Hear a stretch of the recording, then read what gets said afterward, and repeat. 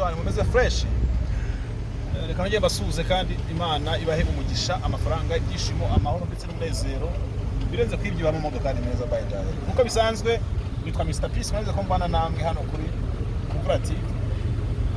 Mpamya neza ko niba warakoranye na Elite and Sale Limited nitwe twenyine tukugurisha imari. So rero hari abantu babonye posting ino modoka, iyi modoka ni Fortuna ngira ngo nayishyize ku isoko ishaka miliyoni 7, sibyo? Muratinda none birangiye bayijyanye. Ubu nayigurishije ubona doko.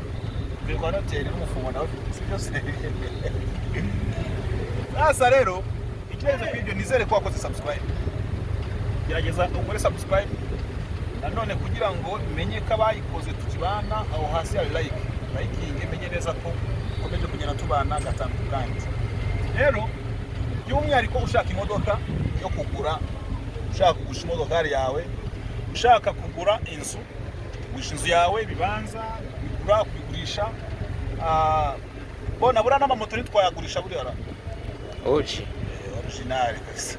Rero mpamya neza ko nta handi bibera muri iki gihugu cy'u Rwanda. Uragerageza unujya no gutanga boroye ngo bayigurishe ujye ubanzira amaca n'uburyo yubakitse. Mbere uburyo ari mere. Urabona abantu tumaze kugera ima turi hafi gusatira 50 subscribe. Mpamya neza ko ntako mutagize pe.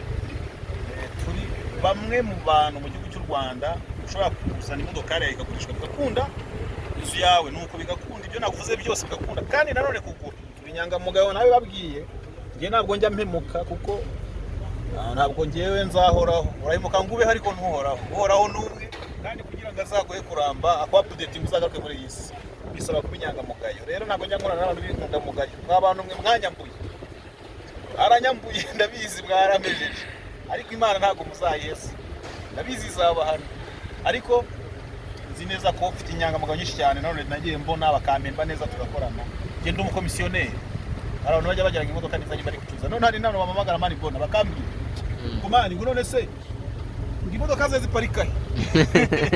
Oya, imodoka ari ncuruza ziba ziri ahantu hagiye hatandukanye. Nk'iyo nyivanye ku isoko umukiriya arayiguze yayisanze location ahantu yari iri Nyamirambo, mutuvugana yizanye Remera niho bibereye. Niba ushaka imodoka dushaka kuyikura Kabuga, ejo ndariyo twahakuye mu mama wayiguze ndagushimira cyane. Avesis twaguze ejo mundi yavuye Kacyiru.